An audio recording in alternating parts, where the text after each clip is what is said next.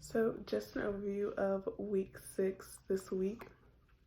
From the readings, I kind of talked about the development of the science of learning and how it's a way of trying to study the human mind through scientific methods.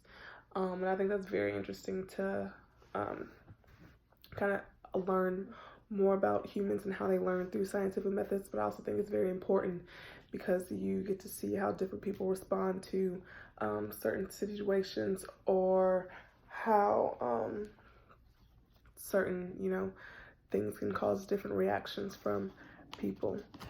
Another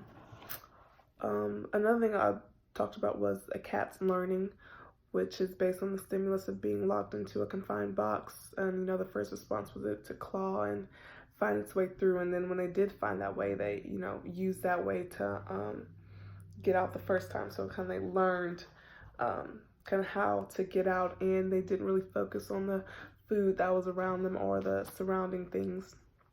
And I thought that was very interesting as well. Another thing was active learning, which kind of said that people should become aware of recognizing when they may or may not understand and when they need, or what they need for learning. Sorry about my dog.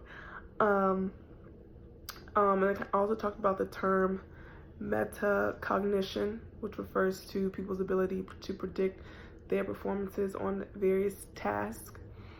So kind of like, while also being able to monitor their current levels and mastery of understanding. And I said that this allows for students to get a feel for what may work best for them, and also learning, like what they could improve on. And I think that's always important for people to always learn every day, how they learn or what methods or ways may work best for them. And the other thing is kind of like bringing order to chaos.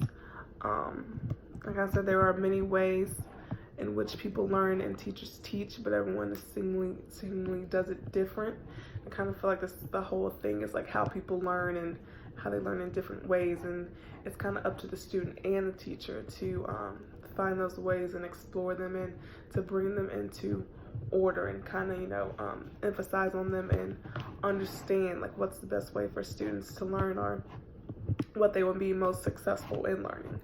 And also just touch on my midterm paper, the going back over the transformative, authentic, and didactic pedagogy.